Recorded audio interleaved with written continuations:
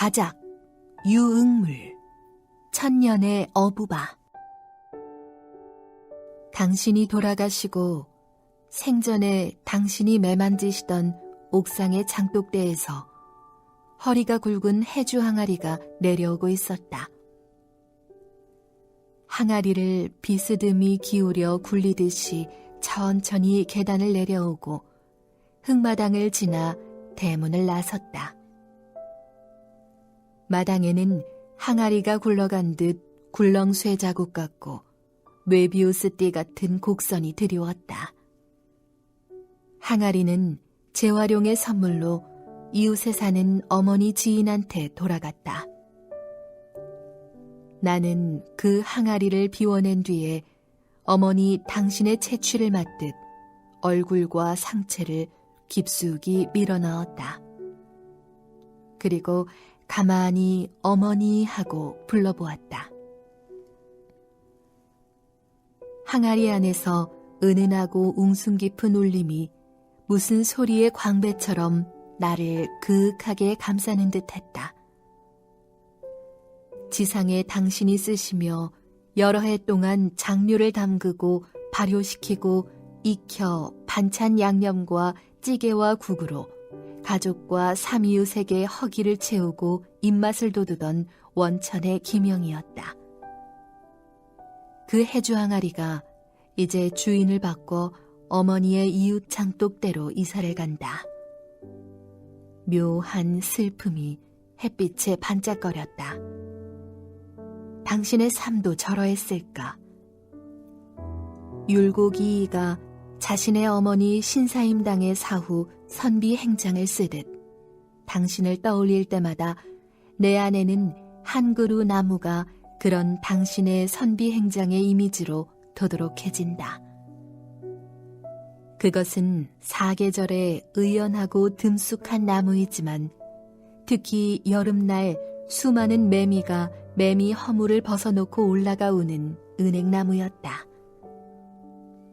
인류가 태어나기 이전부터 공룡시대에도 있었다는 은행나무는 그 멸종을 모르는 장수의 석탄나무이다.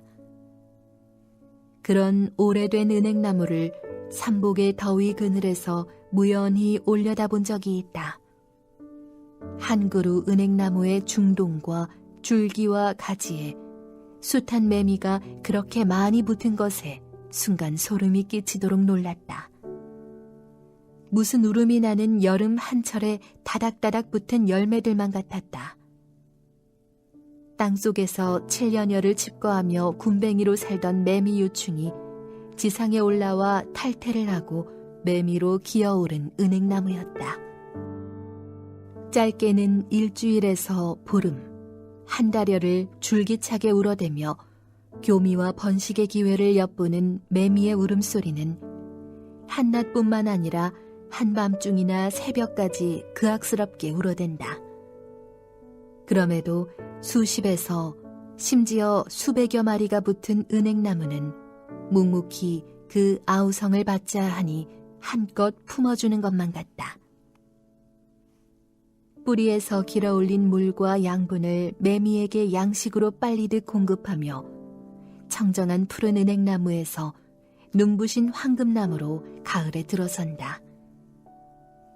어느 날 교미를 끝낸 매미들이 하나둘씩 흙바닥에 떨어질 때면 은행나무는 어딘가 치근한 눈길로 매미들의 주검에 노란 은행잎을 떨궈주곤 한다.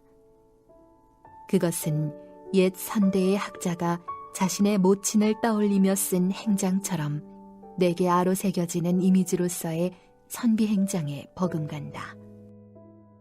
당신은 세 자매의 장녀로서 둘째, 셋째 여동생들의 학업을 위해 자신의 학업은 애초에 과감히 포기했다. 그렇게 시작한 인생의 촌연기는 바이블과 성인 경전의 가르침과 결이 다른 생내적인 자기 희생을 모종의 기쁨의 근간으로 삼는 성정이셨다.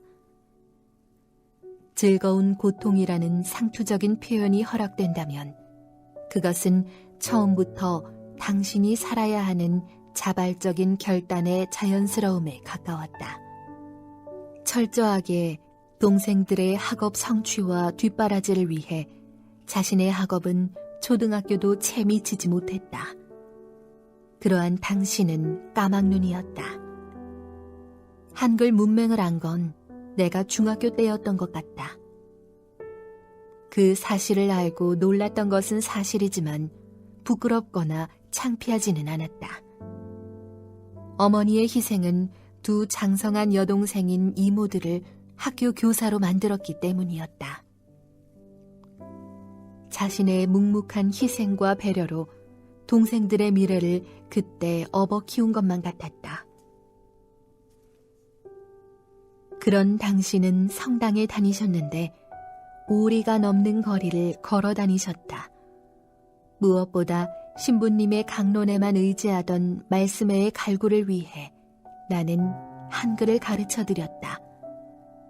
어머니의 한글은 누군가 쓰다 버린 대학 노트에 몽당 연필로 침을 발라가며 쓰고 익히는 고되지만 기쁨이 갈마드는 소박한 야학인 셈이다. 그러면서도 당신은 오남매의 양육과 박봉의 남편을 위해 부업으로 경험도 없는 젖소 사육을 하다 실패하기도 했다. 젖이 안 나는 병든 소나 수소를 소가 사서 믿고 무조건 키운 것이었다. 그 후에는 양봉에 도전했다. 아름아름으로 배운 벌치기는 처음 한 통에서 분봉을 통해 15통 이상으로 키워 비난한 살림에 얼마간의 보탬이 되었다. 그 몇 년여 동안 벌통을 늘리고 관리하면서 당신은 수천 방은 넘게 벌침을 쏘였다. 벌침의 방석같이 된 몸으로 가정을 꾸려나가셨다. 우리 형제자매들은 큰 무리가 없었으나 수녀를 꿈꾸던 셋째 누이는 몹쓸 정신병을 얻어 착한 어머니를 정신적으로 육체적으로 괴롭혔다. 그럼에도 당신은 묻어난 사랑의 버들 눈썹을 한 번도 찡그리신 일이 없었다. 스트레스로 500원 동전만한 원형 탈모가 머리 전체에 분화구를 이룬 듯 했지만 당신은 좋은 아카시아 꿀과 밤꿀을 다 팔아서라도 누이의 정신을 온전히 회복하게 하려는 정신의학적인 치유의 노력을 다했다. 신새벽에 일어나 앉은 뱅이 책상에 촛불을 밝히고 초가 다 줄어들고 촛농만 바닥에 녹아 붙을 때까지 화살기도는 쉬 그치지 않았다. 그 몸은 여위여도 그 사랑의 속종은 고갈되지 않는 어떤 원천이 당신한테는 샘솟는 것만 같다. 어머니 등에 업힌 시간은 골고다의 시간이기보다는 아프고 버겁고 미령한 것들을 훤칠하게 키워내는 숙성과 숙련의 업힘이 있는 시간으로 늠름했다.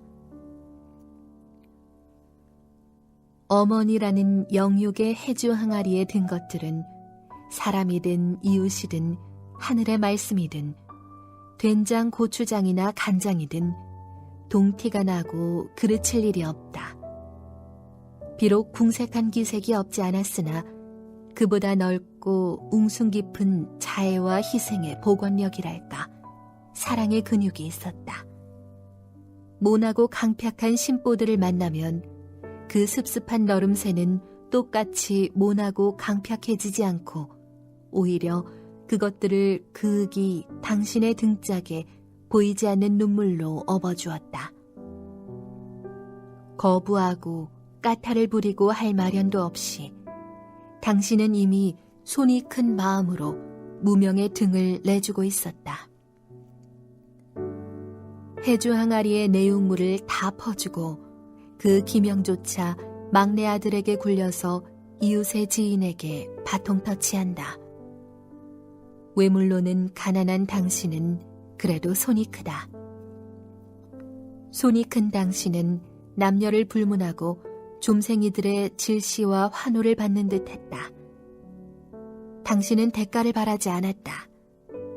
퍼주듯이 건네는 당신의 나눔은 대단한 소유를 미천으로 하는 것도 아니었고 대외적인 명성이나 목적을 염두에 둔 것도 아니었다. 그냥 바보같이 그렇게 해야 하는 것이라고 천성으로 받아들인 네어 주민이 처음엔 가난이 감돌았지만 나중엔 가난조차 그런 당신 곁에서 호기심 어린 듯 구경을 했다.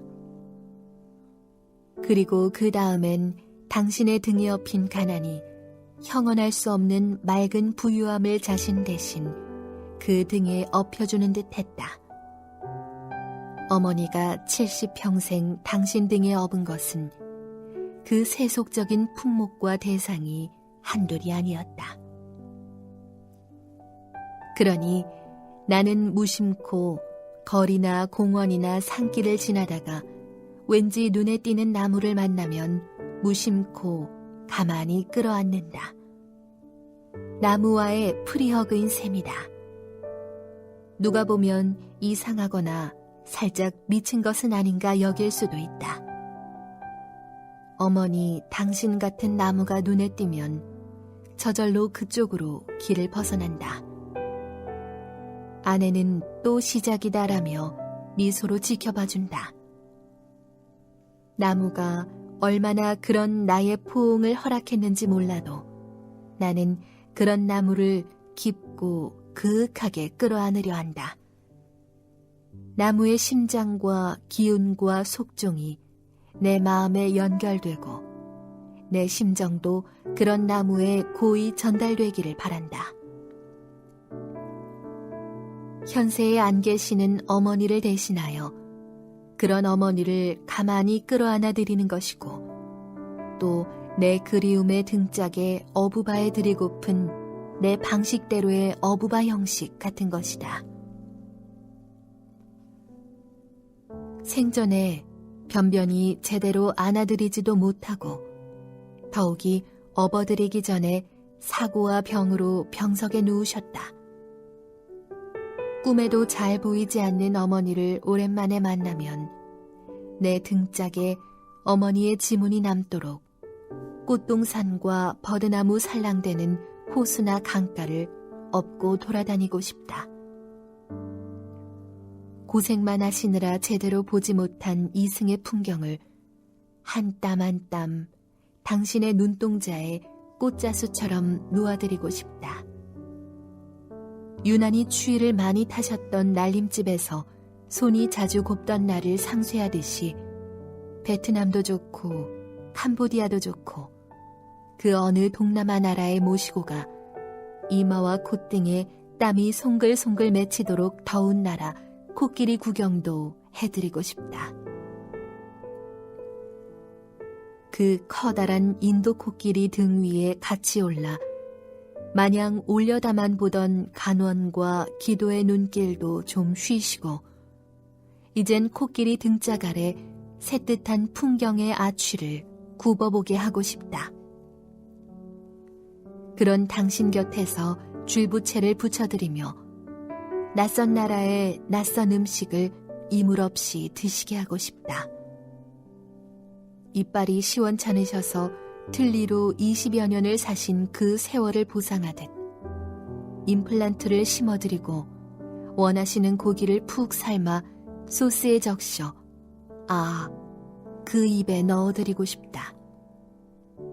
명품은 아니더라도 시장통을 지날 때마다 진솔의 옷과 신발과 브로치 같은 액세서리에 자꾸 눈이 가는 것은 생사가 갈린 이별조차 넘어서는 늦거운 그리움이 도롤해서다. 세속의 평범한 사람들도 누렸을 일상조차 당신한테는 호사가 되는 일이 자식에게는 송구하고 슬퍼서 오늘은 조선 소나무를 한번 끌어안았다. 또 밟으면 구린내가 나는 은행알을 쏟아내는 저 황금의 은행나무의 전생 같은 여름날을 복귀하듯 본다. 그 많은 매미들의 극성과 열망을 다 받아주며 숨탄 것들을 키워주는 그 줄기며 가지며 우듬지라는 등짝은 자비의 방편 같다.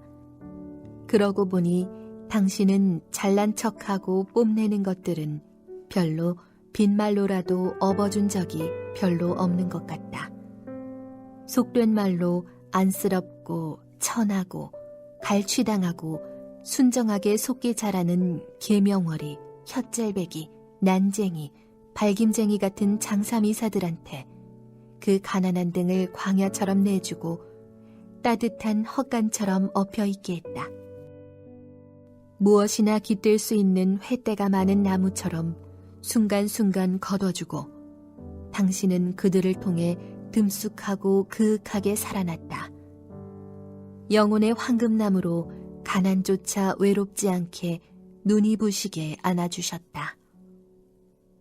꿈속에서건 사진을 바라보는 순간에서건 당신은 내 영혼의 눈동자엔 1000년도 넘게 사랑의 어부발을 하고 있는 눈부차인 것이다. 살아서건 죽어서건 이제 당신은 그만 오지랖 넓히시고 내 등에 홀가분하게 엎여보세요. 내 등짝 너머로 제주 비취빛 바다도 보고 멀리 마라도 섬도 내다보세요. 어부바 엄마.